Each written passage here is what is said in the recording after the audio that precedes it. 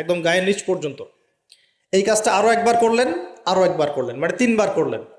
এরপর আয়াতুল কুরসি পড়লেন, সূরা বাকারার শেষের 2টা বা 3টা আয়াত পড়লেন, যদি সম্ভব হয় সূরা মুলকটা পড়লেন। ওটা পারছেন না, ঠিক আছে, 33 বার সুবহানাল্লাহ, 33 বার আলহামদুলিল্লাহ, 34 বার আল্লাহু আকবার পড়লেন।